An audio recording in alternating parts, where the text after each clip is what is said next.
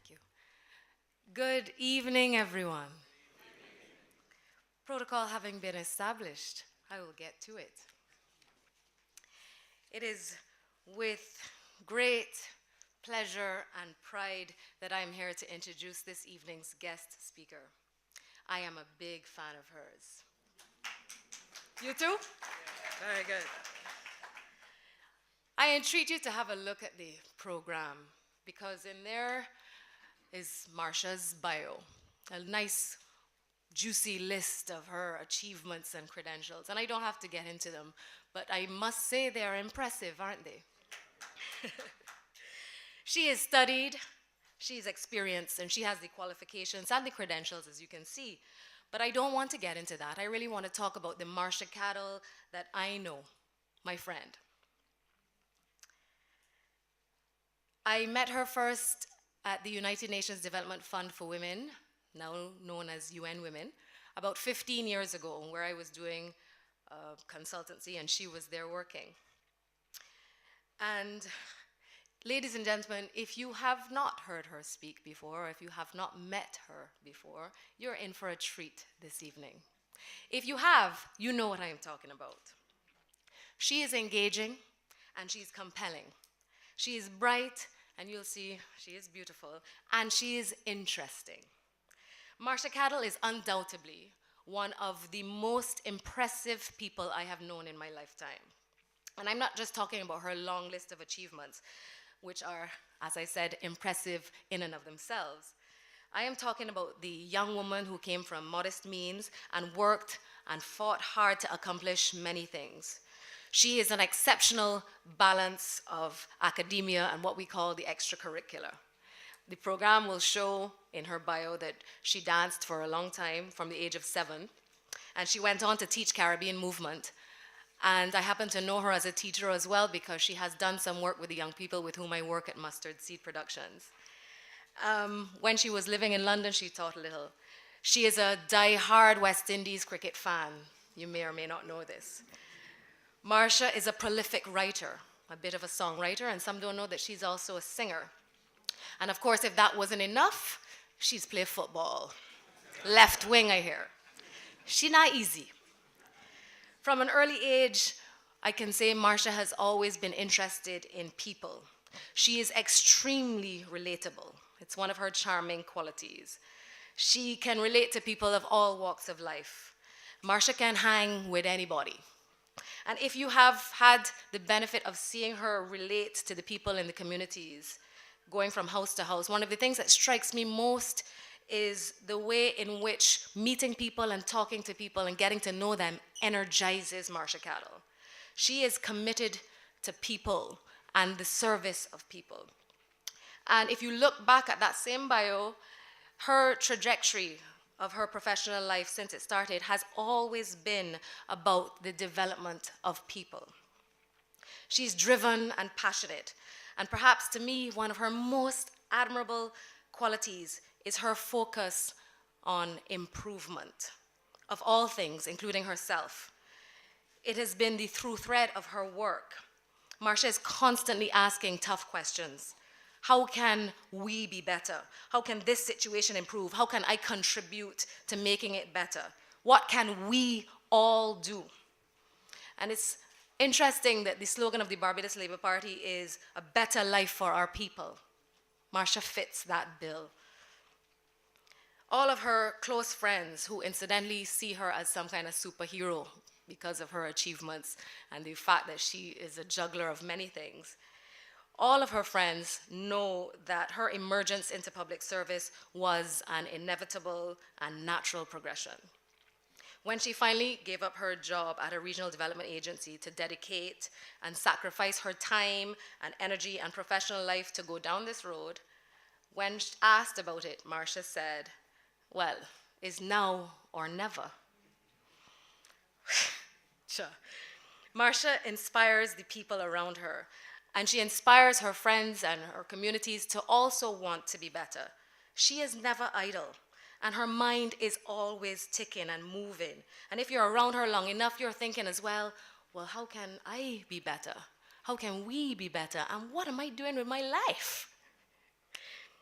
I can think of no one for whom the slogan care, commitment, and courage is more apt. She is a breath of fresh air. She is what we in Barbados have been waiting for. She's tiny, but she's mighty. At a time when Barbados is at a crossroads, we must ask ourselves tough questions about self-reflection and self-improvement. It is now or never. Marsha, like a decathlete, she's smart, talented, nice, experienced, well-rounded, insightful, pretty. She has the care, the commitment, and the courage. And tonight, ladies and gentlemen, she's asking us another one of those tough questions: survive or transform. It is now or never, ladies and gentlemen. I would like to introduce our featured speaker, Ms. Marsha Caddle.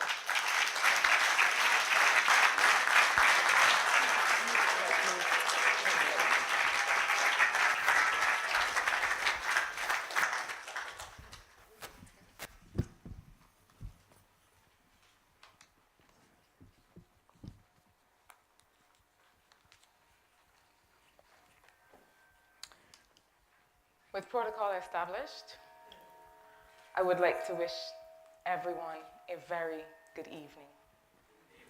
It's wonderful to see you all here. Now, I know that this says lecture, it's the Grant Adams Memorial Lecture, and I'm very, very honored to have been asked to deliver it this evening. But I want us to have a discussion. I want us to feel free to explore these ideas of survival, of transformation, of change in Barbados at this time. And so, forgive me if I free up a little bit, because that's how I feel most comfortable. Now, I want also to recognize and to thank the members of the community that I'm seeking to represent, who have come in their support and their solidarity. Now,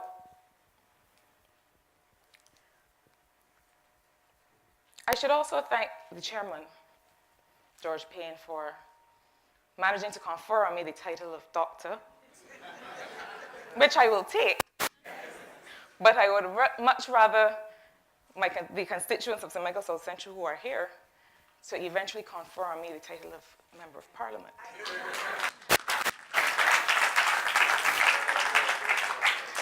So even as Varia has made that very, very kind introduction, thank you, Varia.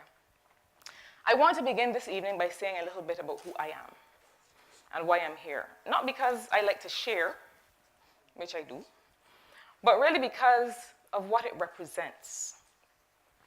And George made reference to it earlier. What it represents in light of what we've come here to discuss, which is our country's development and the path we took to get here. So I was born and I grew up in St. Clair Road in Haggett Hall, in a little 2-bedroom wooden house at the top of the gap. And it was painted ash gray. And I remember it was painted ash gray because I cannot tell you how many Christmases I heard my mother reminding my father that no, Russell, gray is not gray. It has to be ash gray that he had to go and get to paint over the house. So I grew up well in that ash gray house with my 2 older sisters, the elder of whom passed away 3 years ago. And I say that too because a part of what I am seeking to do in service to this country is in honor of her, because she also felt strongly about people and was committed to their success. And it is amazing the bond that forms when 3 sisters share a single room and a single closet and a double bed. You can imagine? And I can only say thank goodness that my parents were 2 small people who had 3 small children. And so we grew up in that house with a toilet in the yard and a shower in the yard. Just like most of my friends at Belmont Primary who lived in Ivy and Licorice Village and those surrounding areas. And so eventually, my parents were able to borrow to build up a 3rd room, an indoor toilet, and assisted by my mother's farming. Now, my mother had a garden originally that eventually expanded to chickens, then sheep. You see the progression, right? Then pigs. I was very glad that she stopped before she got the cows. There's something, ladies and gentlemen, about having to tie out sheep in the morning before school and then come home and cut meat for them after school that makes you very happy to get to school and to stay there. And I'm not talking about the work itself. I like hard work. But the thing about sheep is that they're not very cooperative, you know? So maybe in some way it's the sheep that I have to thank for having done reasonably well at school. So I went to Belmont Primary and I had amazing teachers and friends and neighbors. And then I went on to Harrison College and I had amazing teachers and friends and neighbors. And throughout this time, as children do, you start to develop your likes and your dislikes. One of my great likes, as Varia said, was cricket. And another was Caribbean literature and poetry. And not just the written words, but also Caribbean music, calypso and reggae. And since my parents would always call that kind of thing banja, except the local social community, I used to go behind the bed with the radio and some cassette tapes I managed to borrow. And I would listen to everyone from Gabby to Sparrow, from Culture to Sugar Minot to Bob Marley to Peter Tosh to Ika Mouse, Lady Saw. You heard some of that music as you were getting settled this evening. But a lot of our Caribbean music is about economic and social justice. And for me, that is where it began. But growing up in St. Michael, in that village environment where I grew up, everything around me awakened a sense of justice. And I needed to try and understand why it was that some around me were doing okay, but so many others were still struggling to find opportunity, to find decent work, to find access to health and wellness and freedom from violence. So I studied economics, because that solves everything. But it really doesn't. It didn't. But it did give me a tool for starting to put the goals of Caribbean development in perspective. And that is in part what I hope to do here this year. And I wanted to share that history with you for a few reasons.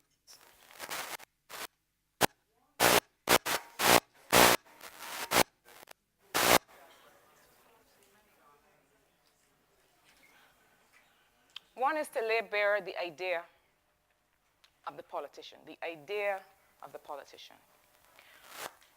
I think we need to be open and forthright in demonstrating one example of the kind of person who comes to public life and why. Because, ladies and gentlemen, it is distressing to me, the notion we have allowed to take hold in this country and in this region, that a person who comes to public life must be up to no good.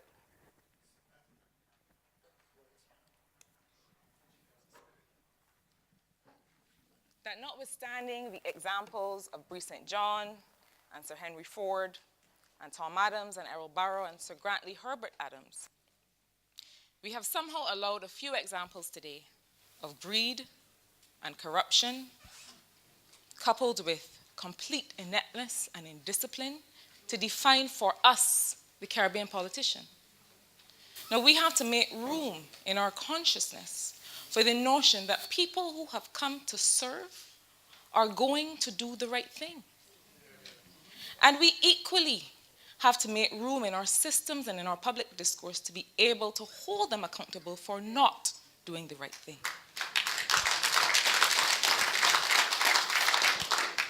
The second reason I wanted to share a bit of my story is I wanted to say that there is no shame in being poor. We say that all the time, but I don't think we really mean it. So I want to say it again. There is no shame in being poor, just as there is no virtue in being rich. What there is often in being poor is deprivation, indignity, judgment, marginalization, and lack of opportunity. And those are the reasons poverty must be gotten rid of. Those are the reasons we have to talk about it as something other than some kind of social annoyance and understand it for what it is. It is a question of economic justice. And the third and perhaps the most important reason I have sought to share my story with you as I begin, is to point to the unfinished business of development in this country. We are fooling ourselves that Barbados has arrived, because many of those same families from Licorice Village and the Ivy, whose children were at Belmont Primary School with me, they still have pit toilets today.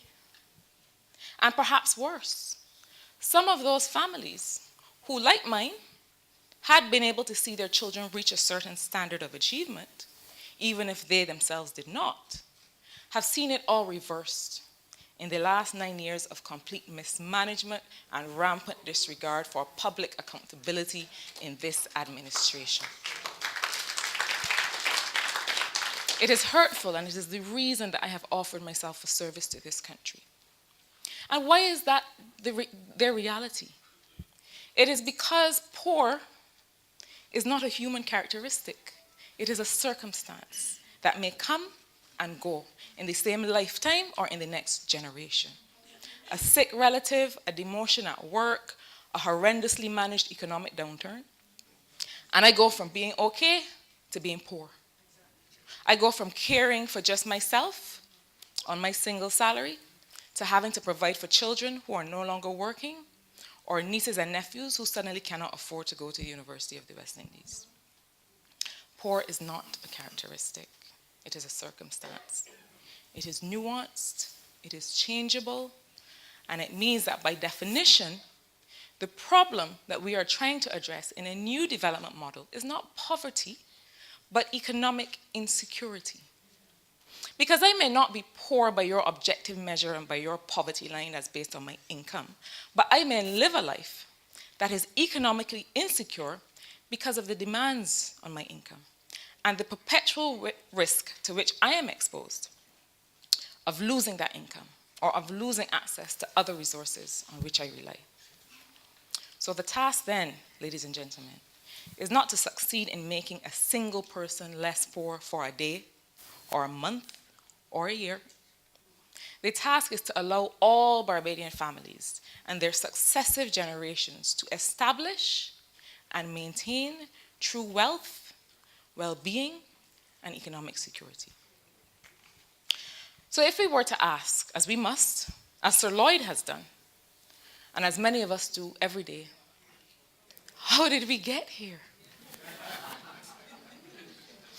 The answer I offer to you this evening may surprise you. The answer would be survival.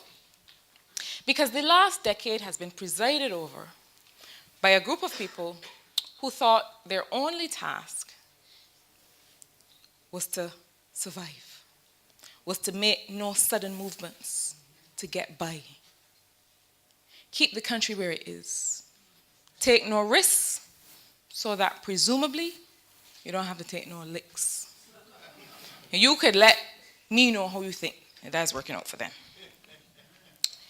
Now, Belmont Primary's motto was aim high, with the understanding that even if you fall short for reasons either within or outside of your control, you still manage some level of achievement. Now, when you aim low, when your motto is instead, it is my turn, well, then you end up where we are today. Now, ladies and gentlemen, I promise I did not come here this evening to make a political speech. You and I know that there will be a lot of time for that in the coming months. But I do have to make the point to say this. Beyond a shadow of a doubt, if we stay on this current path, with this current government, we will end up as a failed state. Now, thankfully, this government and their path to nowhere will soon come to an end. But the day after the next general election, when the Barbados Labour Party, along with the people of this country, convene to start setting things right, it matters what we do next. If we set our nation up only to survive, if we set our people up only to eke out a living, only to do the bare minimum to create wealth for the few, and not sustained wealth and well-being for the many if we fail to transform our governance, our approach to development, and our consciousness, not only as people of Barbados, but as citizens of the region, of the world, well, then we leave ourselves open to the next set of opportunists who see this country's only purpose as affording them personal profile and prestige. And then we may find ourselves right back here again. We no longer have the option to continue to survive. We have to use this opportunity of severe crisis to truly transform. We have to take full advantage of the fact that at least now, we still have the wherewithal to recover and to build back better. Because if not, and we find ourselves here again, we will not have the capacity nor the resources to fight this battle again. We will have succeeded in removing from our people, once and for all, our sense of purpose and potential. That incredible Barbadian asset of social solidarity and willingness to give our all to the process of development, we will have lost that. We will have taken it for granted, we will not have nurtured it, and we will have allowed it to erode. We can survive and risk at some time a worse version of 2017 Barbados, or we can transform to become the nation we were on our way to becoming. It is now or never for a new development model in Barbados. So first, I want us to define and agree on what we mean by a development model. And for our discussion, it's very simple. Development is the removal of limitations that leave people without choice, that leave people without the opportunity to live the lives that they value. So we are talking then about how is it that we can remove the economic and social barriers to people's progress, and what are the ingredients for doing so, for removing those barriers. How do we create a nation? That is your development model. What are the things that we as a nation consider as the major factors that affect people's freedom? Well, some of those include economic growth and development by the standard measures that we use, like income and debt to GDP ratio and foreign reserves. Those are very important, but they're certainly not all. So I'm suggesting quite simply 4 pillars of our new development. The first is socioeconomic security, democratic governance, educational and cultural fulfillment, and environmental sustainability. And of these 4 this evening, I want to focus on only some aspects of those first 3, because unfortunately the business of revisioning development goes far beyond what can be covered in the time I have here. And to also say that when we talk about socioeconomic security, one of the very important parts of that discussion, which unfortunately I will not be able to go fully into this evening, is health and healthcare. And that is a lecture in itself that perhaps one of my colleagues will soon be able to deliver. But exploring the extent to which matters like sustainable resource management, environmental protection, coastal conservation, climate change, energy independence, exploring how increasingly more important those will become to our transformation. That is also another presentation. So I will not cover the important question of environmental sustainability this evening. But I will focus on aspects of 3: socioeconomic security, the importance of democratic governance, and educational and cultural fulfillment. Now, I just want to make one note here about the language of development that we use. And I think more and more we need to step away from using broad headings to talk about what we want. We need to use words that point to what we want to achieve. We need to send that message to people, to the people of Barbados, to the people that we come into contact with, because more and more what we have to do as the project of nation building is about action, is about movement, is about progress. So we need to use words that point to that and not just broad headings like economic development or economics, because what does that mean? Where are we going with it? So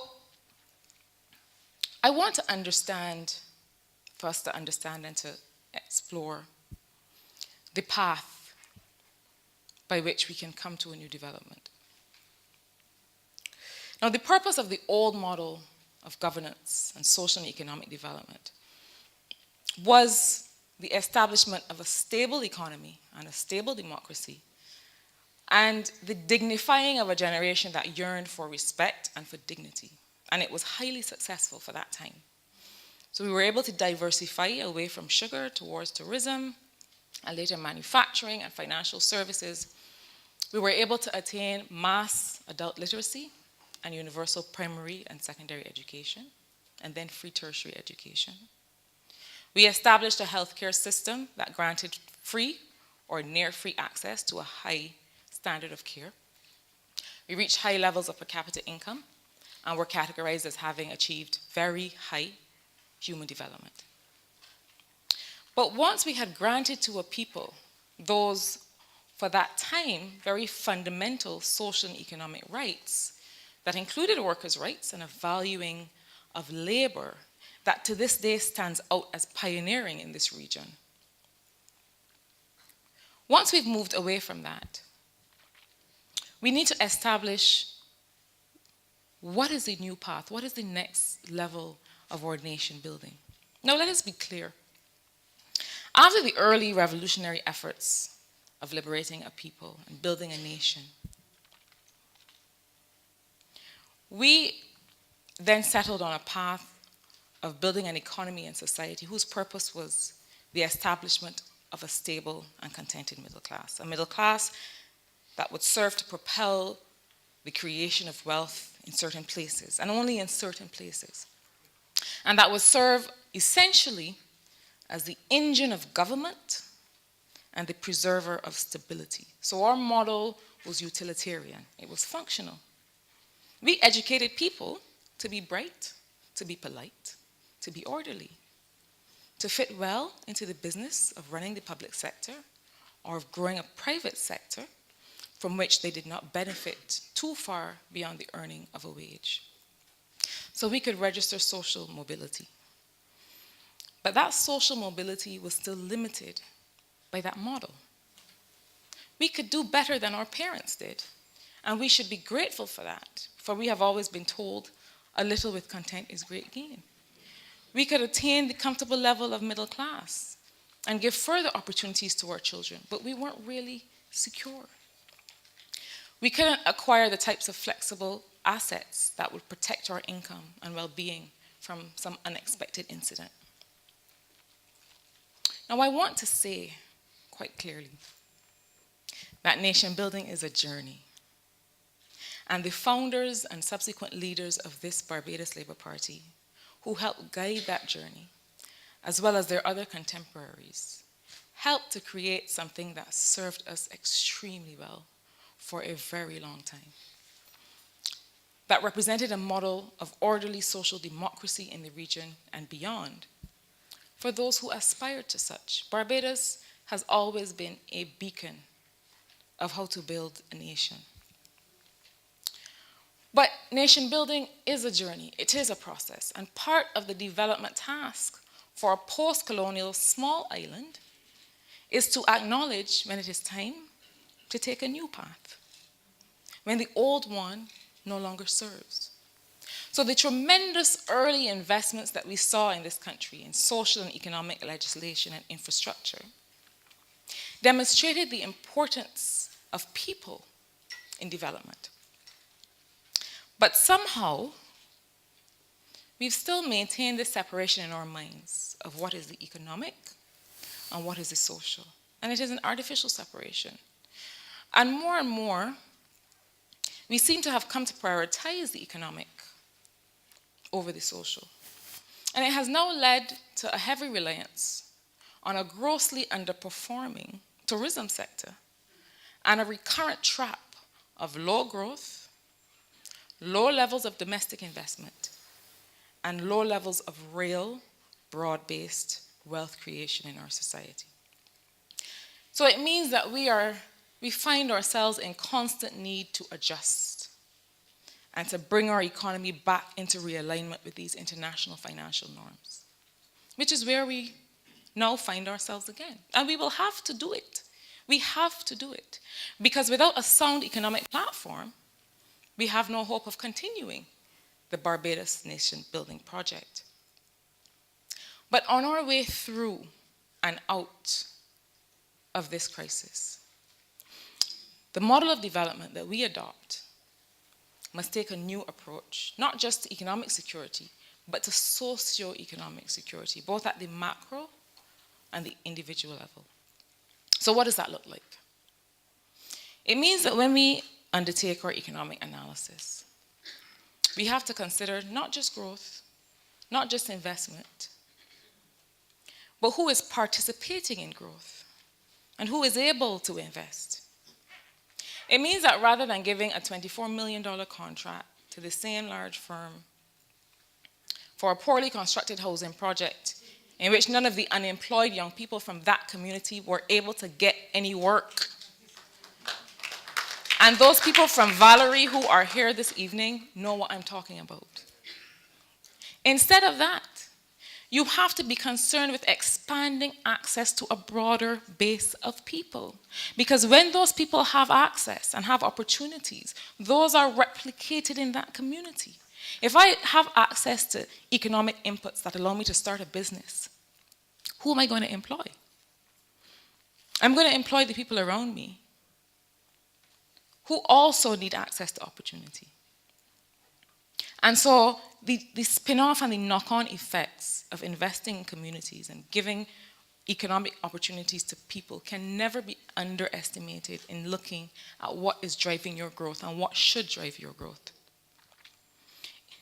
Now, these types of things have to be part of your procurement practice. And I'm not just talking about these vague, over-ambitious 40% quotas that nobody ever had any intention of either establishing or fulfilling, or never bothered to set up the mechanism to carry out.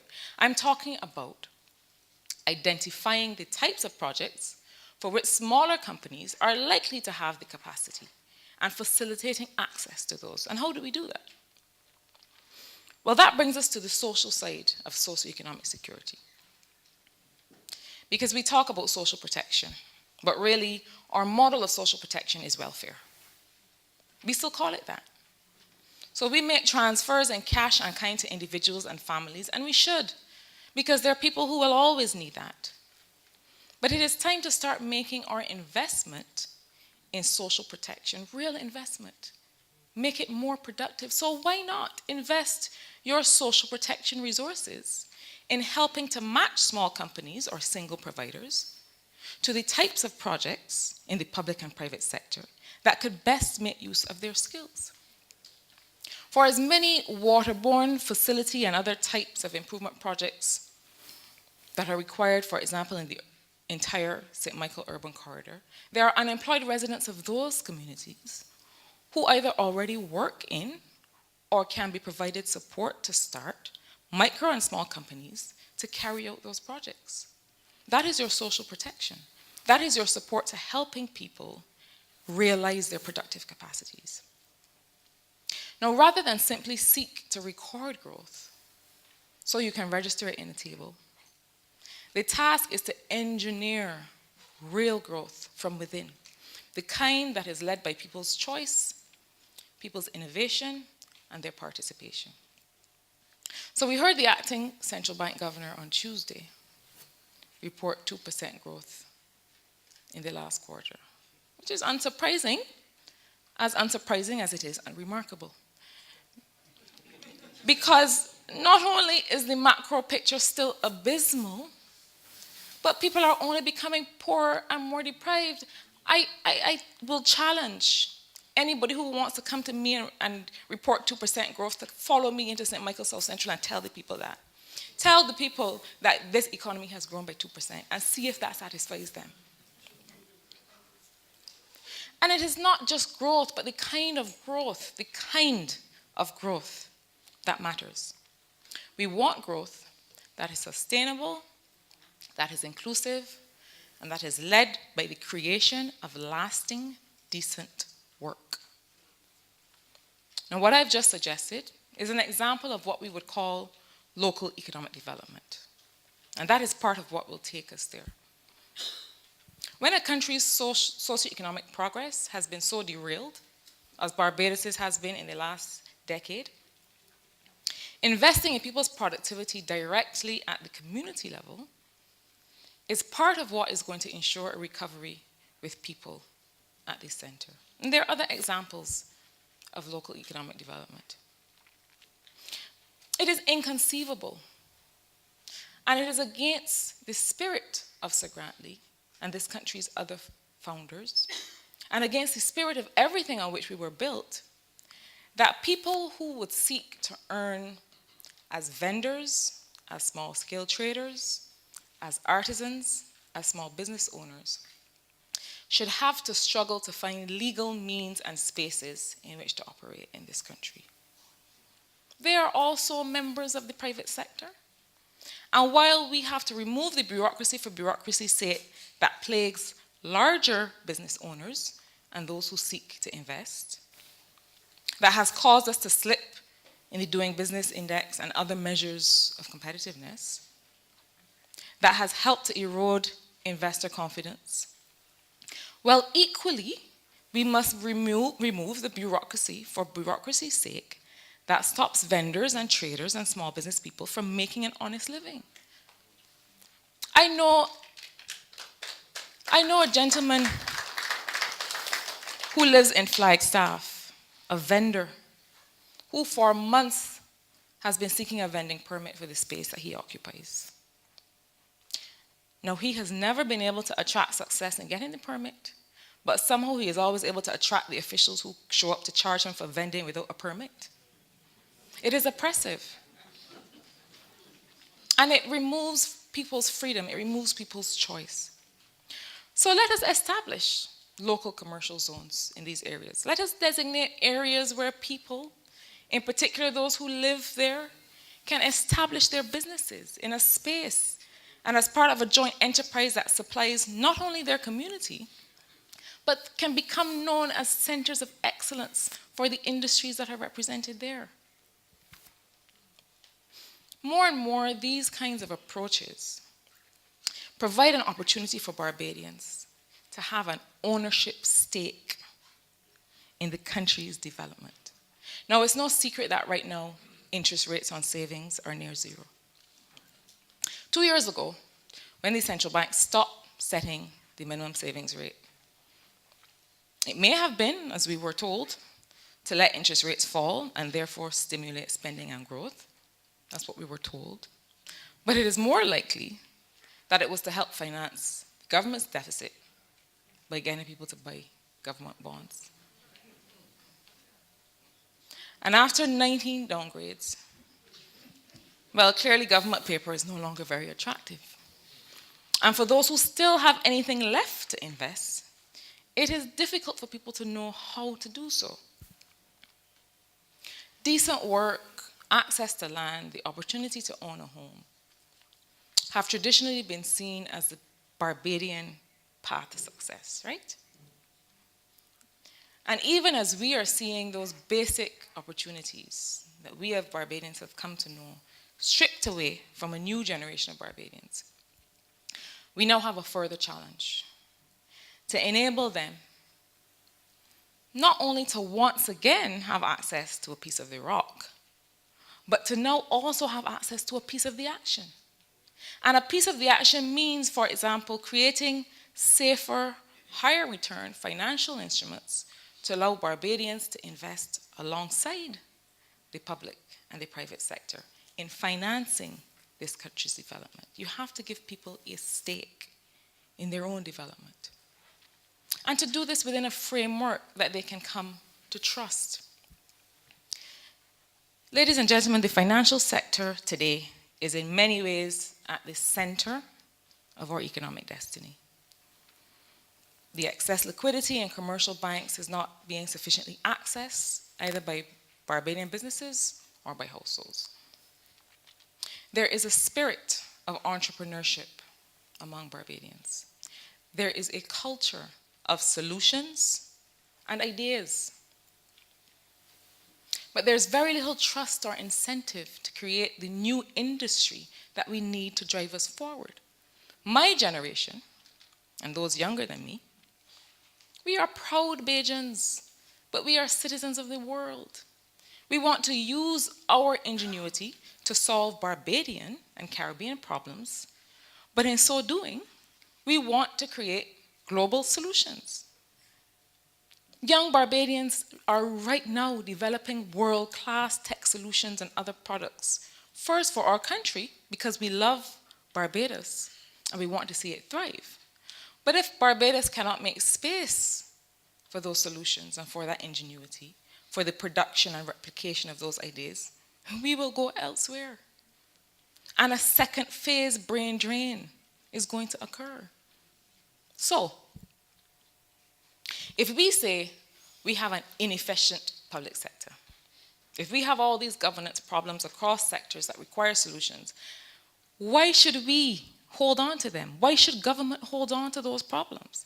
Countries all over the world are using the Accelerator Model, for example, to drive entrepreneurship.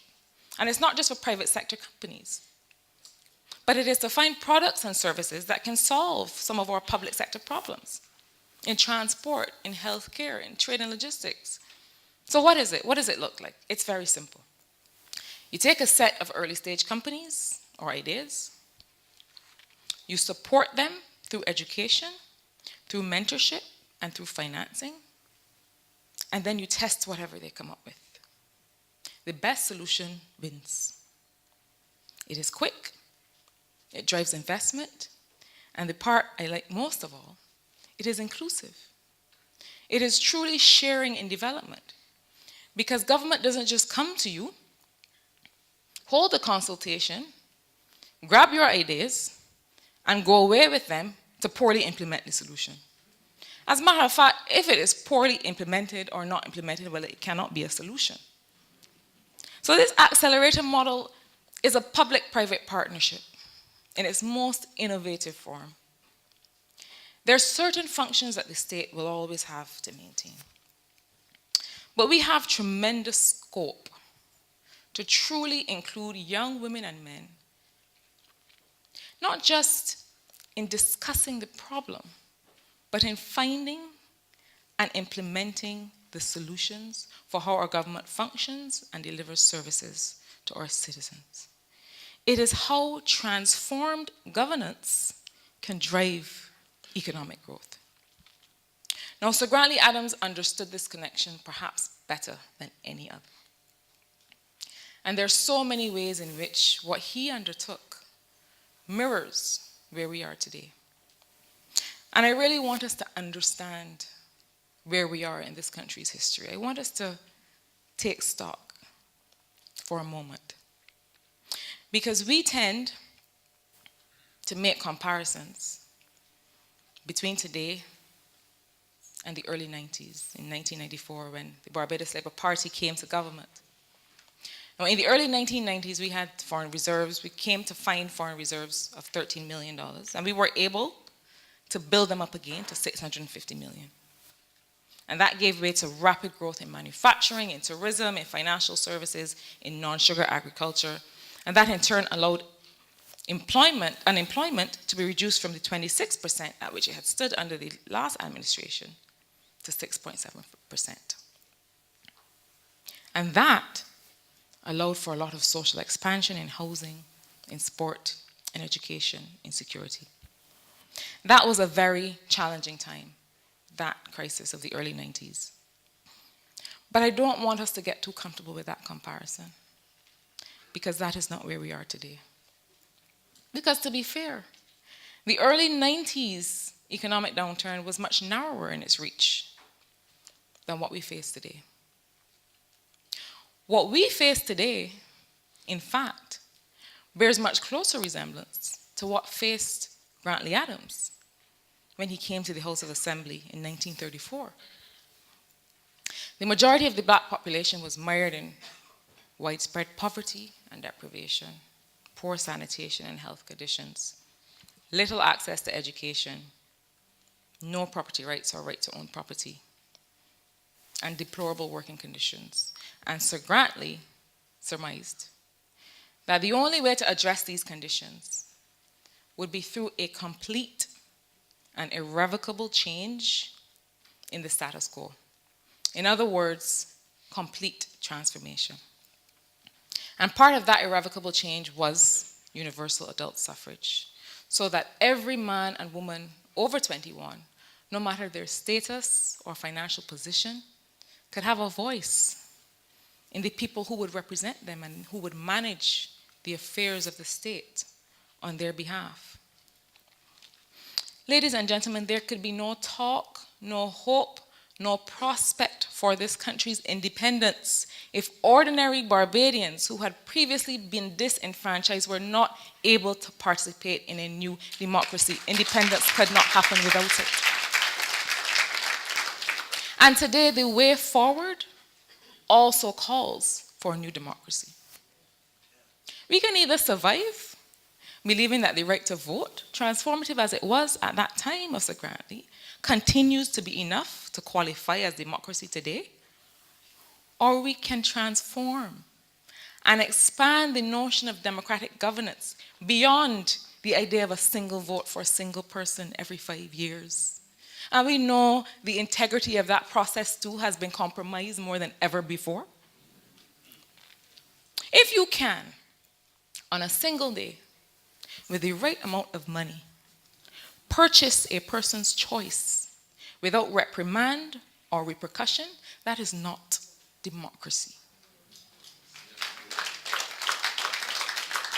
Because then, when the transaction is complete, that government to whom we have sold our choice is elected on a platform of corruption, because that is what it is.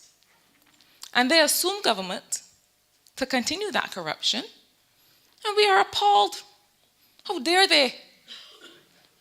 But guess what? We have just sent them the message that we do not require their integrity. And furthermore, we do not require their representation, because we have just sold off our rights to representation. I have just paid you for something, our business is done, the transaction is complete. Don't look back for no more representation. A new democratic governance for a new kind of development would mean that there is not only one shot at participating in democracy, and not only one opportunity to make decisions jointly with those who serve through leadership. It would mean that decisions fundamental to our way of life would be based on a process that is much broader than the halls of Parliament. That all those topics that keep people up late typing furiously on Facebook and screaming in the rum shop would be brought to referendum based on the full education and exposure of the Barbadian population to the issues that we face.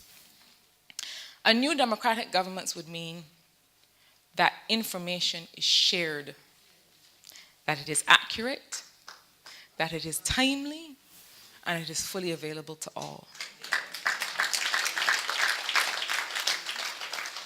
It would mean, for example, that according to open data principles, the government would publish online procurement information relating to the award of contracts for public and public-private works. It would mean that the government would show in real time the status of implementation of key projects that are fundamental to our progress and development, and share the associated budgetary information. It would mean that governments and their partners would measure and share information about poverty and living conditions and use it in planning, rather than confuse political patronage with policy.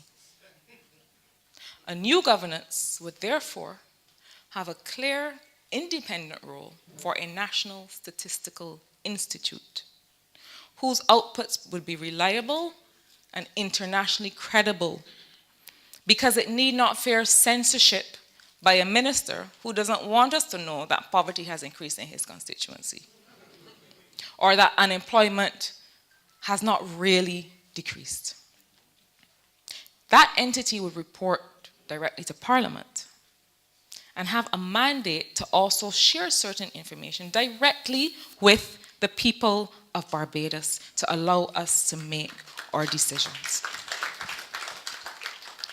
A new democratic governance would outline, in no uncertain terms, the role of the central bank and its governor, understanding that while in a small economy with a fixed exchange rate, a government may consult closely with its central bank, even on fiscal matters,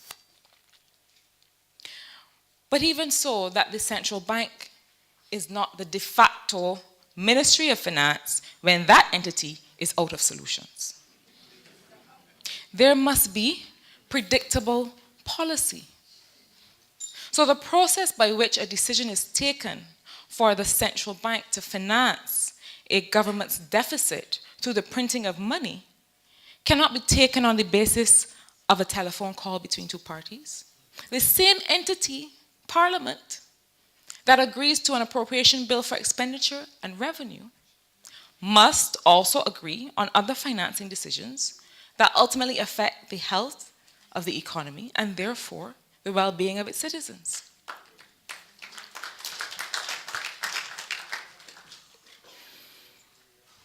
But ladies and gentlemen, underpinning all of this is the transformation that must take place in the area of education and culture.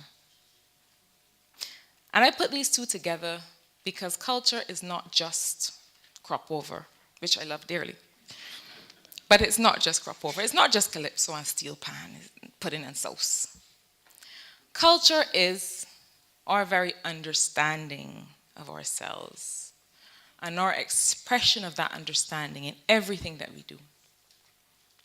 So the culture industry must, of course, be further developed as a legitimately competitive sector and is fundamental in helping us understand, through dance and music and theater and visual arts and all other forms of expression, fundamental in helping us understand who we are as individuals and as a people.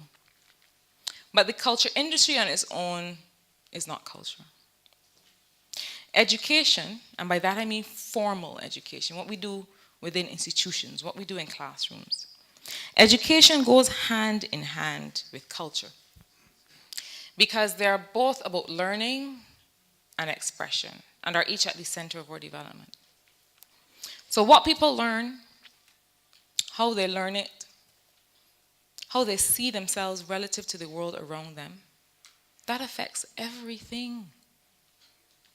It affects the work they choose and how they do it and the way they function within their families and communities.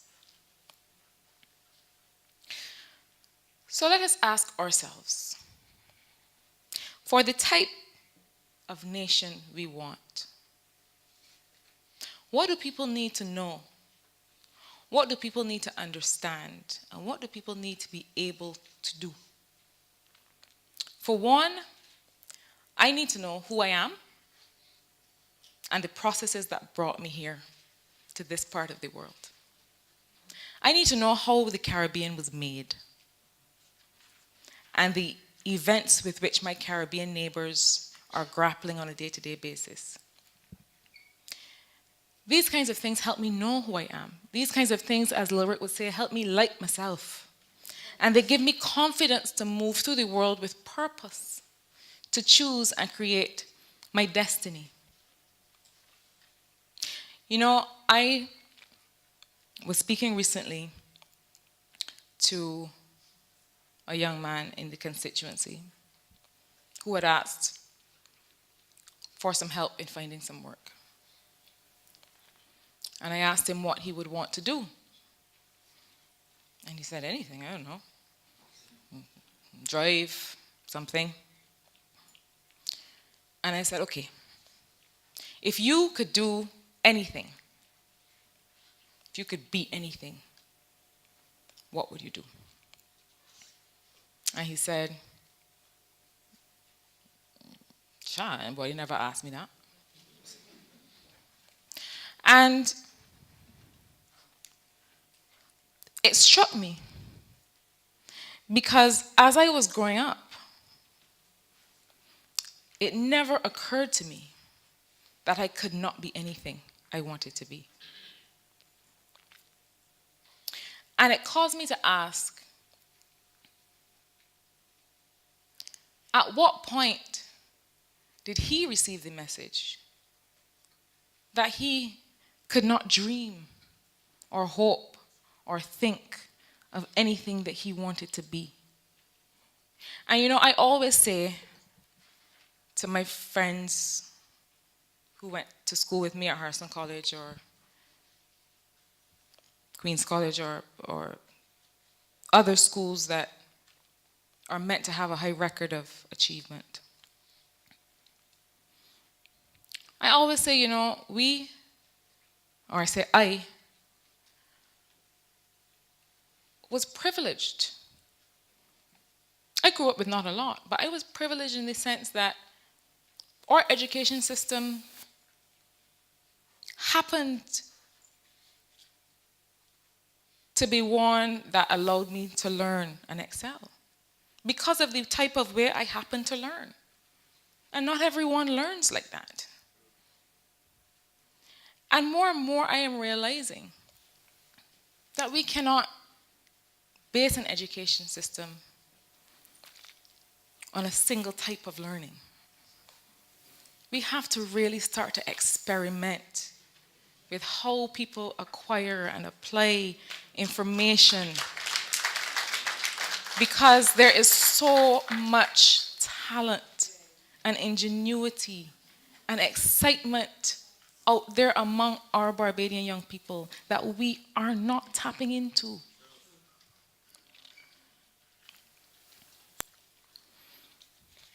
So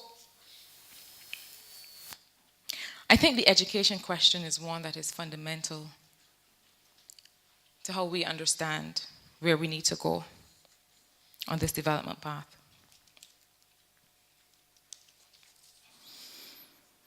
Now,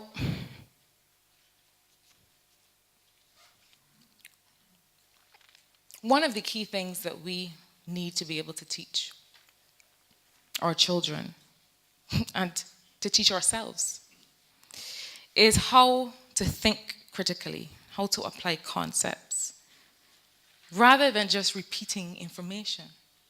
I need to know how to fix things, how to solve puzzles, how to communicate with people from a range of backgrounds. Now, not all of that can happen between 8 o'clock and 3 o'clock.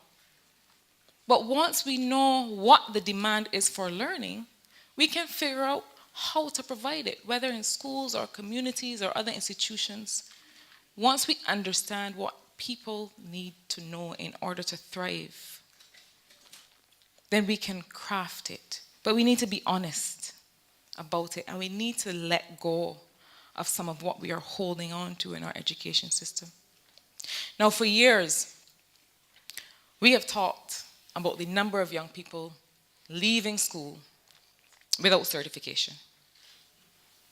I meet them all the time. And for years, they have been part of a process and an institution. And at the end, they have no evidence of how they have spent the majority of their lives. And there's a message that they receive when they leave empty-handed. And that message is that they have not amounted to anything.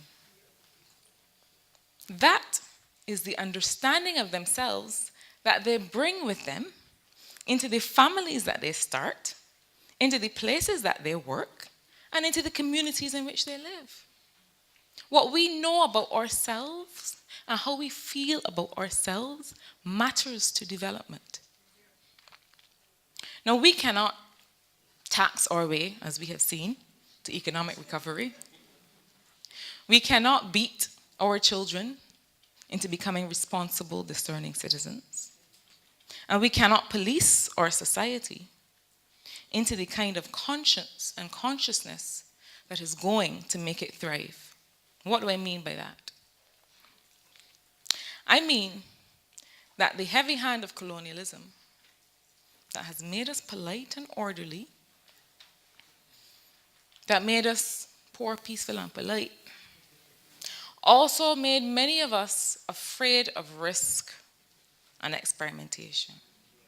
It made us believe the very dangerous message that is only a big stick that works, and we have to make people hear. You have to make people do what we want. And you know, my colleague Glenn Clark always says something. He always says, you cannot legislate a culture. And so there are things that we have to address that require a different approach. But that is the reason that we have, for example, a prime minister right now who appears like an uptight headmaster, you know? And it is why we are now not led, but presided over by someone who, rather than consult and discuss and explain and explore with the people who have put him there, instead misses no opportunity to school the Barbadian people about what is wrong with us. Listen to him. We don't understand that, like the smart tourists do, that potholes are a mere inconvenience. They're stupid people, they don't understand. We as Barbadians are greedy and entitled, and we have reached a stage where we should no longer expect the social protection of the state. And this is even as his government has so eroded the economic well-being of individuals that that is exactly the type of protection we need once again from the state. Ladies and gentlemen, I have sought to propose to you this evening not just 4 pillars of a new economic development: socioeconomic security, democratic governance, education and culture, and environmental sustainability. But I want us to understand, and I want to leave the message with you, that it is not quiet change that is going to take us forward. Barbados has educated and nurtured a generation of young people, including myself and the ones coming after, who are ready to serve Barbados, who are ready to take it forward on a new path of development, who are ready to take what we learn and what we love about Barbados and what we are able to create, who are ready to take that to the world. But we are being stifled. The potential for development and well-being and wealth and happiness and fulfillment of an entire generation of Barbadians is being oppressed, much like it was in the time of Sir Grantley. So, ladies and gentlemen, I don't want us to be afraid of the word revolution, because that is what is required now. And it is the spirit of Sir Grantley as he embarked on that process of transformation that I would like each of us in this room to walk out of here with. Ladies and gentlemen, as I end, I was hoping it would be up on the screen to show you, but I have it here with me, and I want to take you back to 1944, here it is, and the then manifesto of the Barbados Labour Party. Now, as I was preparing this address, I hadn't yet found this, and I found it towards the end. And I felt warmed and energized, because look at what this manifesto represents. It represents the understanding that what people need for development is freedom. Freedom from want, freedom from fear, freedom of speech, freedom of religion, and that people have basic needs that the state must meet. And those needs will vary. The basic needs that people had in 1944 are quite different from the basic needs that people will have today.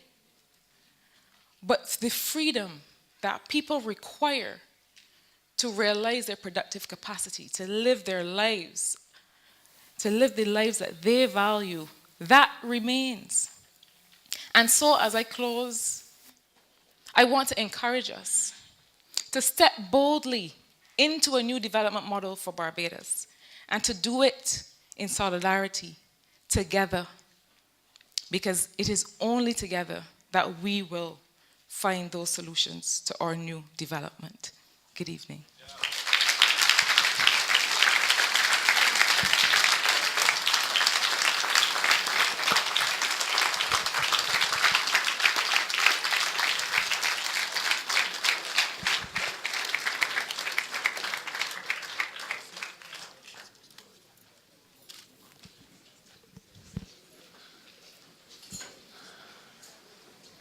Ladies and gentlemen, I am sure you would agree, and I sense it based on your response, that you enjoyed a very stimulating presentation.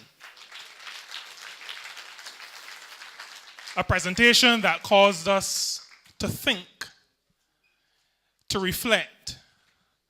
And as Marsha was speaking, I really started to wonder why it is so difficult for our present administration to get anything done. It sounded, I don't want to say simple,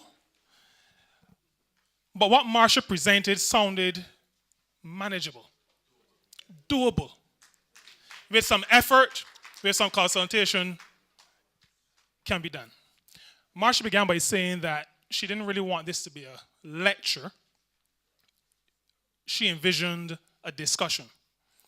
And so this evening, we want to have a discussion because Marsha has, in her presentation, laid out the groundwork, built a framework for discussion. She has placed some ideas on the table, food for thought, ideas that can be discussed. And so we want to, for a few moments, for a few minutes, start that discussion here. We're not going to end the discussion here. What Marsha has presented is enough food for discussion throughout our 2 terms, maybe into our 3rd. But we can start the discussion here. And I want to invite Marsha to return to the stage, and there are going to be roving mics, or at least a roving mic. I'm not seeing, oh yeah, there's a mic in the aisle. And I want to encourage those of you who want to begin that discussion here to come to the microphone and share your thoughts, ask a question. This is discussion. It is not Q&A, not questions and answers. This is a discussion, and we're beginning the discussion on the way forward this evening. I know he said it was kind of clear, but okay, see one hand. Dr. Prasad, you can go to the mic. Thank you very much. And let me begin by thanking you, Marsha, for such an elegant exposition of the key issues that are facing us, the fundamental issues. I was very much struck by your comments on education and culture. And it seems to me that we have a 1950s British grammar school system. The British abandoned it a long time ago because they felt it didn't serve the vast majority of kids. And I think we've got a similar system. It does serve some, but not everyone. And a vast number of people, as you said, come out of this system feeling that they're failures. And we are losing all this talent. We've condemned this talent. How do we change that? Is that by changing our curriculum? Is it by changing our schools? Is it by changing our training of our teachers? What is it? We know we've got to do this. How do we do this?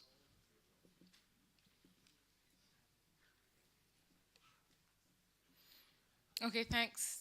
Thanks, Avinash, for that question.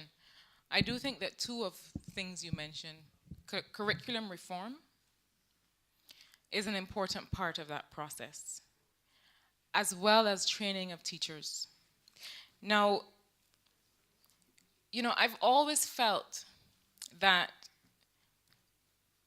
there are so many ways to impart knowledge. You may be teaching English, or you may be teaching biology, but in the way that you teach analysis and thought, in the way that you teach students how to relate to each other, those are important opportunities. I think that we need to look at how our curriculum is set up, what we teach. I know there are examples, for example, Finland just removed subjects altogether.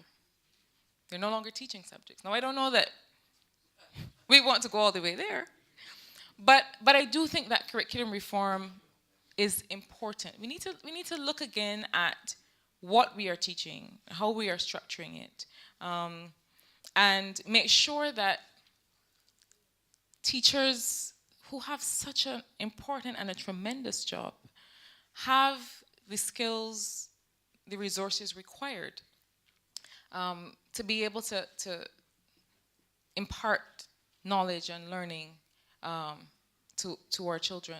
I also think, though, and that's why I talk about the relationship between education and culture, because I also think that culture is really education outside of the classroom. And so where are those spaces in which people are learning and which people have to find, where people's understanding of themselves has to find expression? In our communities. One of the things that is quite saddening for me is the fact that when I was growing up, we had all kinds of community organizations. We had all kinds of places to go to continue developing our understanding of ourselves and people around us. And now that seems to have completely disappeared. And, you know, it is not just the school and the home where we learn how to be. And we need to return. We are small enough to do it. There's no good reason why we should not.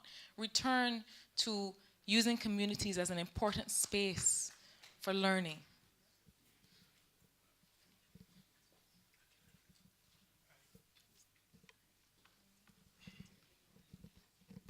Sorry, Dame Billy, and then I'll...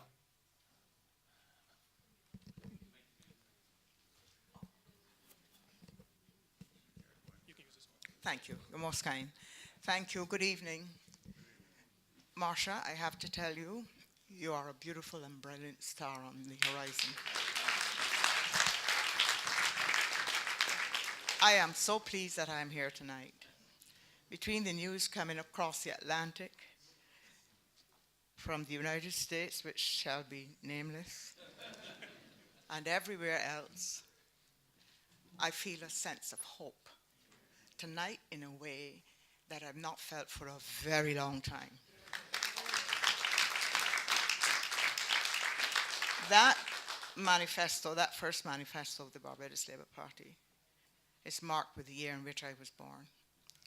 And I am hoping that the Barbados Labour Party, before I leave this earth, will come back driven by people like you. In the present discussion, there's just one item I want to put on the table, and it has to do with the rapidly changing nature of work. A lot of the work, it concerns me deeply. A lot of the work that we are preparing our children for, a lot of the futures which they think lies before them, by the time they've left school, graduated from the university, a lot of those jobs will have disappeared. We see it happening. You look, but you do not see, or you see, but you haven't looked. We've seen transformation in our time. I'm old enough to remember when the Deepwater Harbor was built. And I remember the upheaval of the times, jobs to be lost and so on. People weren't looking at the new jobs. And it is happening so rapidly now, the new technology, you know, within a few years. And that is what is worrying me about the education system, which you quite rightly identified as now stultified. And so I want to put that on the table for discussion, because we have to be very mindful of what we now are preparing the next generation for. Thank you.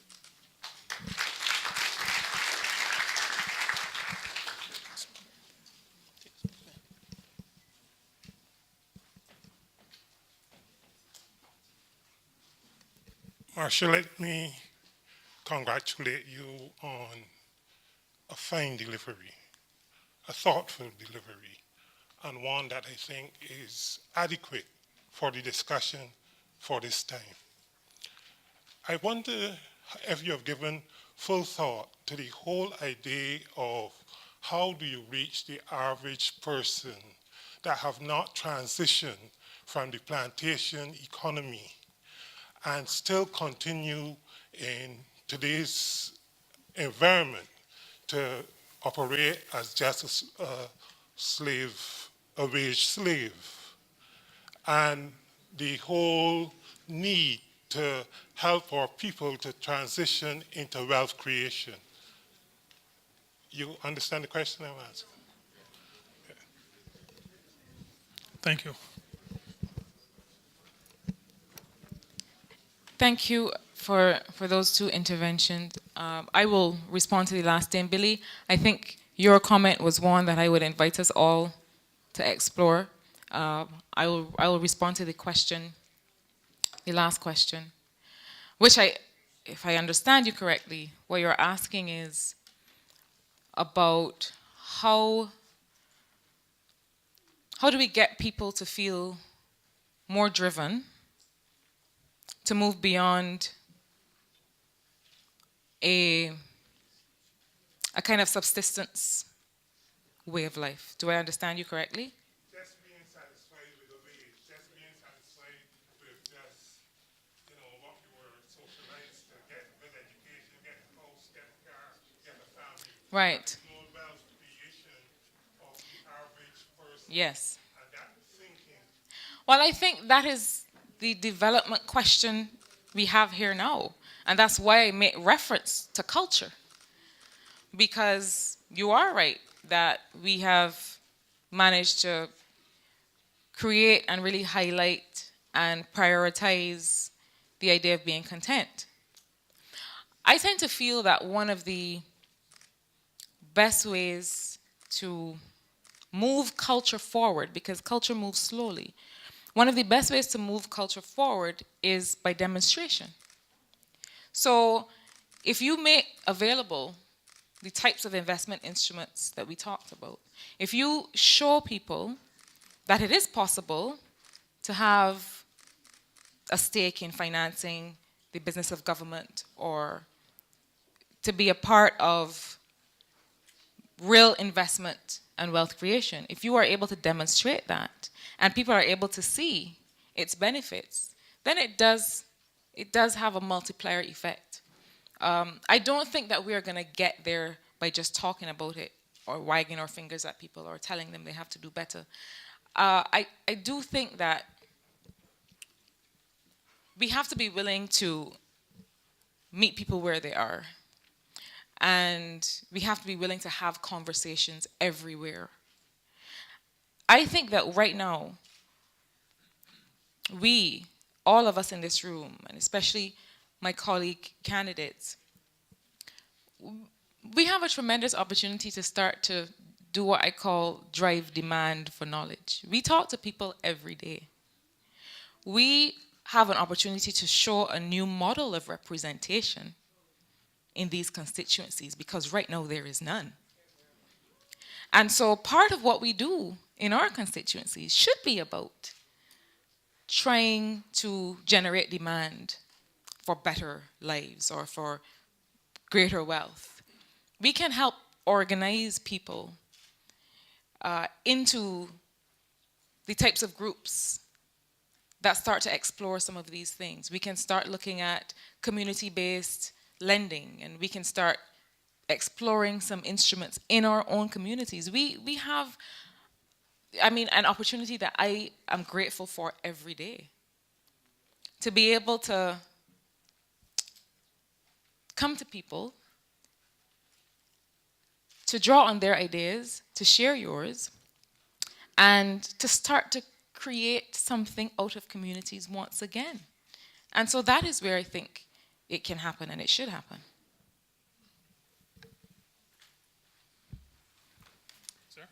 Thank you, Ms. Caddle. That was inspirational. My name is Peter Thompson. I've just returned to Barbados after 40-something years being cold.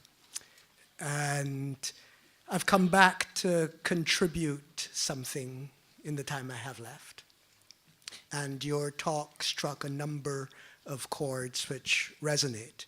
I spent a great deal of my career as the director of an art museum, which is basically an educational institution. And I understand that, you know, the kids starting school next September, they're going to be retiring in what, 2077? We have to admit to ourselves that we haven't the faintest idea what challenges they will face over their working lives. What we need to do is to make them adaptable. We have to give them the skills to adapt to a future that we cannot predict. The current model of education is based on being able to predict the future. It is fatally broken. And so I am very, very encouraged. And I want you to talk a little bit more, if you can, about the educational system, things like teaching entrepreneurship in primary school, or whatever other ideas you may have. Thank you for the question. I also want to encourage any members of the audience who want to respond or who want to contribute to the discussion to come and share your own ideas, especially on the questions that are being posed on education and culture. The business of how to teach entrepreneurship, I think if you're going to start at a primary level, you need to encourage curiosity, because that's where it starts. And, you know, I have a niece.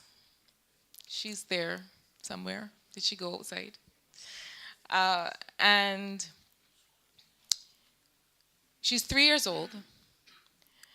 And it is amazing how responsive she is to your own sense of fear or your own sense of wonder. So if I say to her, if one says to her, "Don't go there, it's bad," she's not going to go. And in fact, anything she sees in the future that looks like that thing, she's staying far from it. And I feel as if when I was growing up,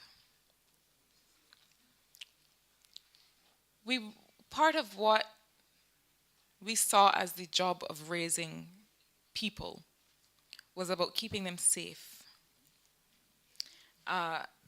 And it may seem simple, but I think that if we're going to start with young children, we need to encourage them to take more risk, to be less afraid, and to understand where are the safe spaces, because we do have to think about that, but to understand where are the safe spaces where they can explore.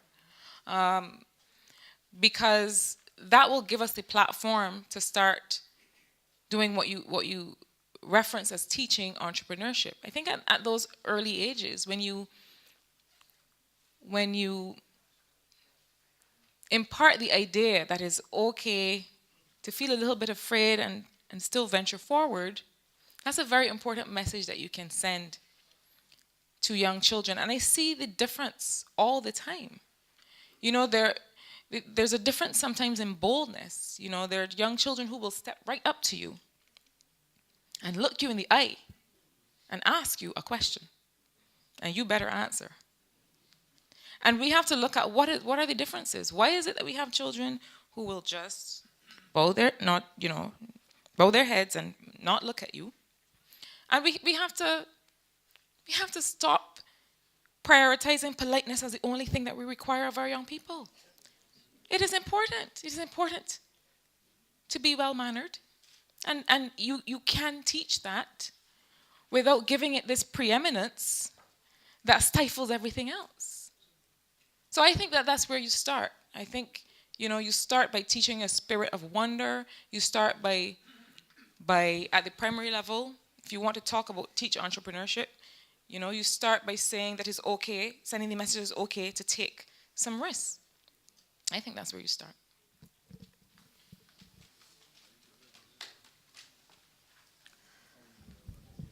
Good evening, ma'am.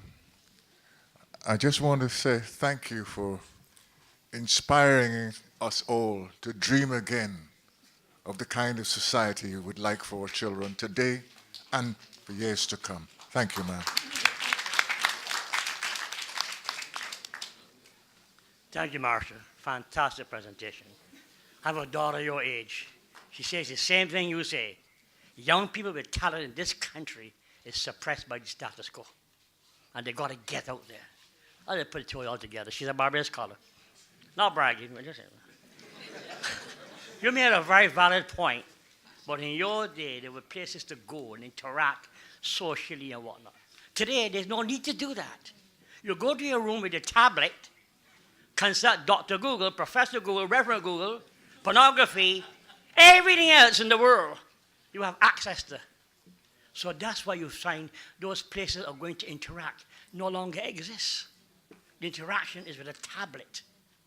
That is something we have to look, how can we incorporate that in our education and culture and take advantage and encourage Barbadians to use the technology, not for entertainment only, but for progress and business. Dr. Nicholas Braffett, the last speech at the Central Bank here, said that Caribbean people are wasting their time using social media and technology for entertainment and not taking advantage and using it for global businesses. I hope that you will look at that in your presentation. Thank you very much. You are fantastic. And I'm proud to have you on part of the Barbados Safari team.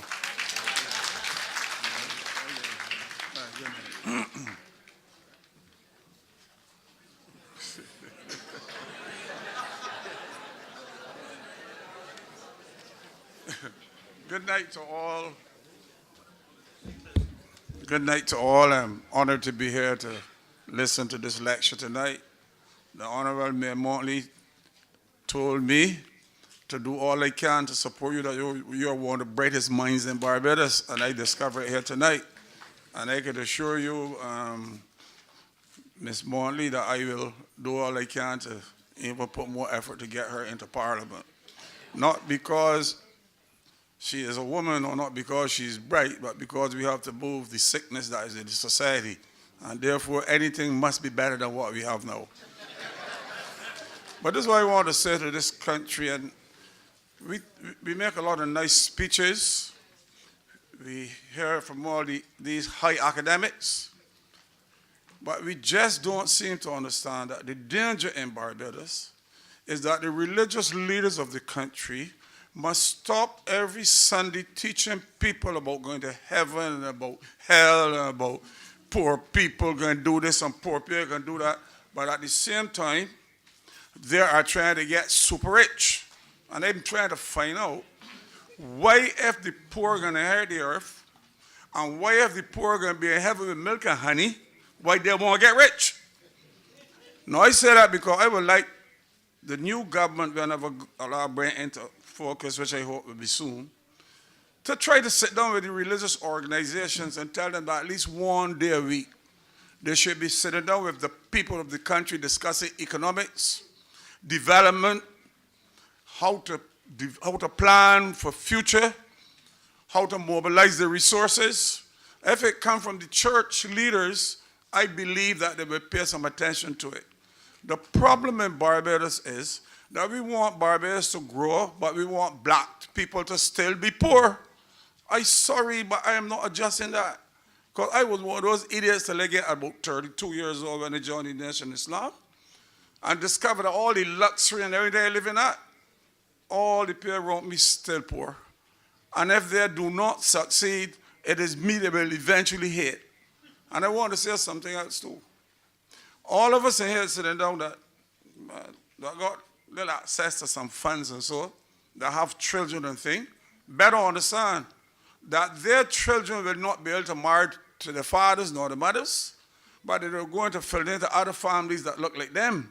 And therefore, it is in the interest of the civil servants and the churches and the bankers that black to understand that they must do everything in their power to uplift black people because their children will be scarcely ever married into white people.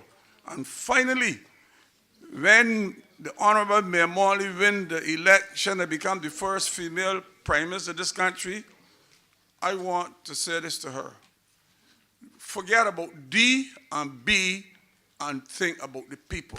If there's 100 jobs to be done in Barbados and there are 100 fencemen, let me say it's a fence job, divided amongst the 100 people. And next time all 100 will vote for her. If it is building, share it up. No white company can get all the work and black people struggling. The truth is that we want to make this country beautiful and successful, but we still want our black people to be like chickens, pigs, and horses. I would like to get your opinion on things like that.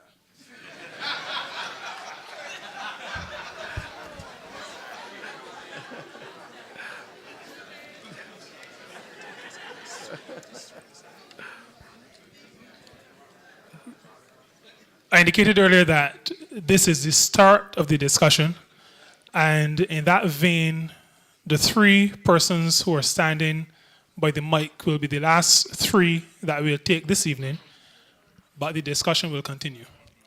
Thank you. Marsha, I must say that your lecture was very stimulating. I am very interested in the new governance. You spoke about the 1944-48 period, and you must remember that there was a time when it appears that our democracy and the early people were more interested in what the political parties and politicians had to say. For example, in the 1944-48 period, there used to be elections every 2 years. By 1948, it went to 3 years. And from 1951, elections was held every 5 years. Now you're of the view that we need to have greater participation in our democracy, and I'm with you. You're also saying that we have to put on the table, how do we get this whole notion of vote buying out of our system today?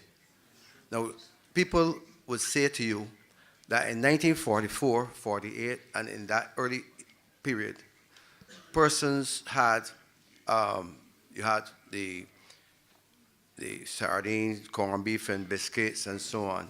And that people, even though there was no vote buying at that period, there was still a matter of providing some form of incentives. But to my mind, in that period, persons were more interested, and their political parties had more platform in terms of participation. That in every village, you had parties, mainly the Barbados Labour Party, maybe conservative too. A platform was held, and persons' participation was very great in those days. Since then, over the last 50 or so years, the participation has not been as great as it was then, to my mind. Today, you have vote buying. How do we get our people to understand that in a democracy, the right to property and so on was eliminated in the 40s? You still have this vote buying. We need to eliminate it, but how do we in the next, going forward, in the next election and the way forward, get people to understand that it is a participation that is more important, and the active democracy that you are talking about We definitely need to see a discussion on it. We must put it on the table, because if not, you're going to have a situation where money and the right to that money controls the governance. And that is the form of corruption, as you said. But we need to put it on the table right now. Thank you.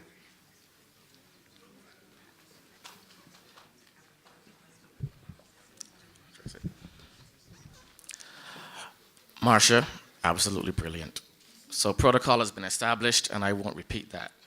Now, if I could be so bold for a moment to tie a theme that Dame Billy first introduced with an answer you gave to the question about education, and I will be so bold because I think it's absolutely critical and significant. It is correct that the most significant challenge we're going to face as a nation coming is the changing nature of work and the economies. The companies I interact with daily, the institutions that I'm a part of, we're deeply concerned about that. And you mentioned a small group of young Barbadians doing technology solutions, etc., and that is critical. But your answer about facing fear and encouraging curiosity is perhaps what I'd like to offer and implore to us all here, and of course the future administrations, well, you're a member of the next administration, to really understand that it's not just in our children, but we need to do it in our adults as well. And if I can just kind of repeat the theme of your own talk about survive versus transformation.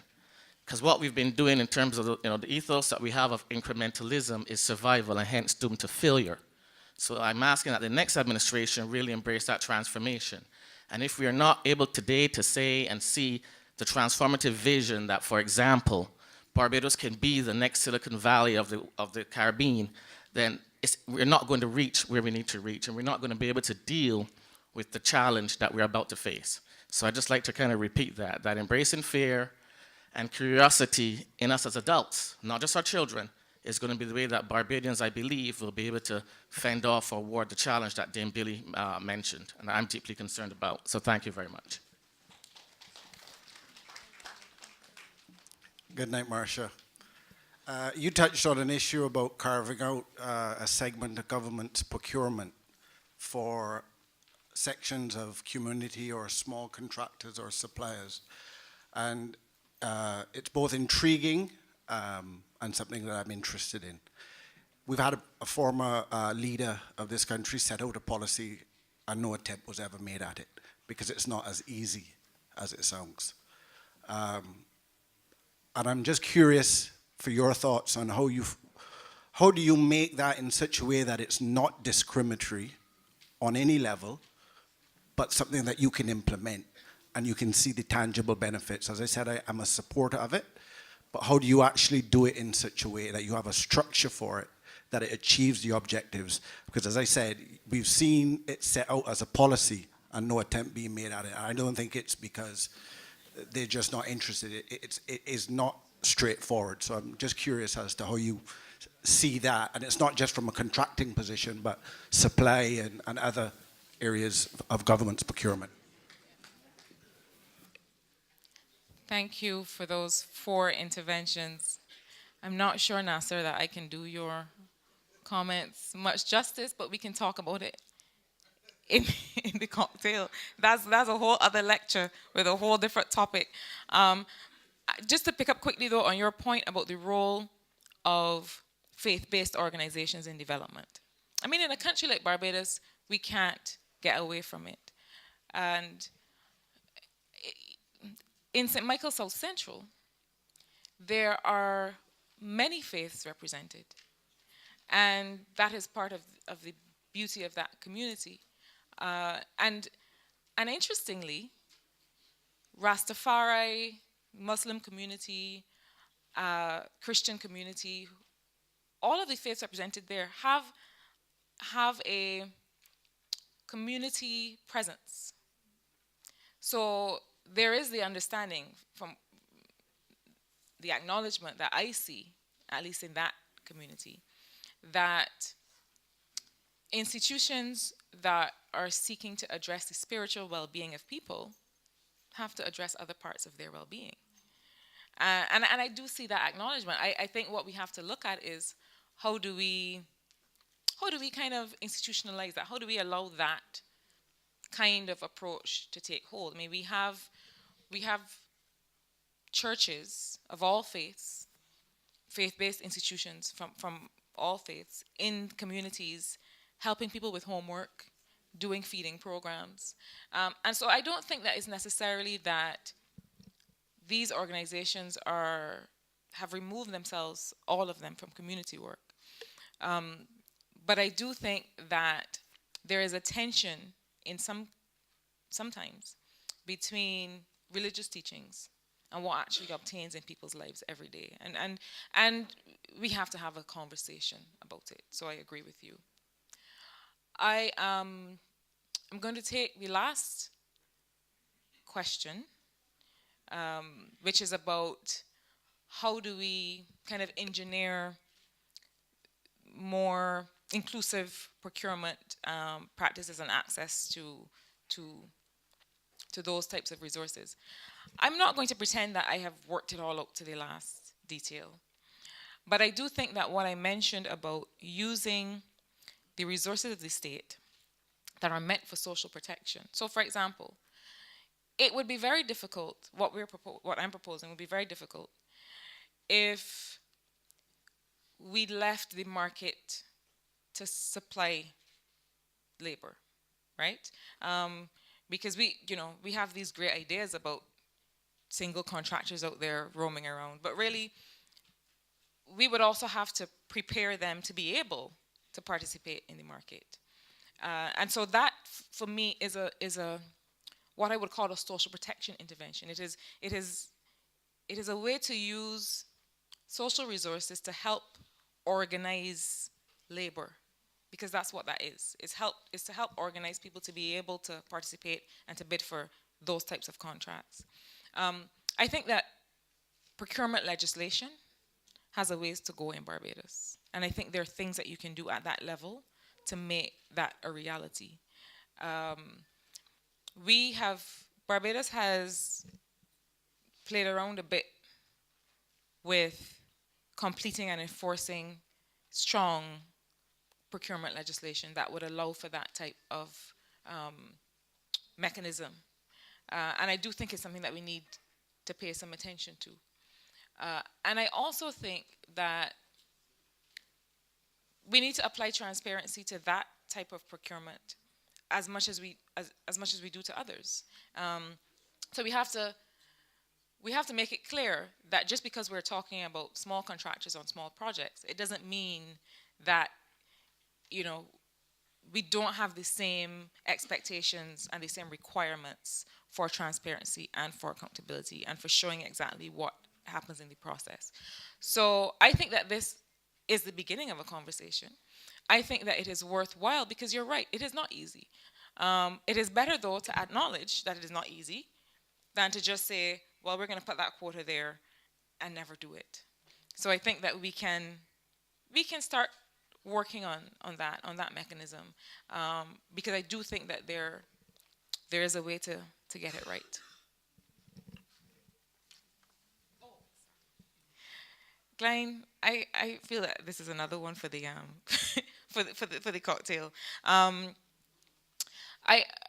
To your point about participation and corruption, I think that part of it is a supply and demand question. It's a supply and demand question, meaning, there are certain things that have to change about the way that we operate politically. When I say we, I mean as a country. If we change the tone of engagement with people, then we start to manage some of the expectations. But I also think that we need to get a little bit serious about it in terms of legislation. If we say that we want transparency in campaign finance, then that's what we need to do. And have and enforce the legislation that allows that to happen. And then when we start shining light on those examples, then perhaps people's behavior will change. Education and culture. Thank you very much, audience. Thank you very much.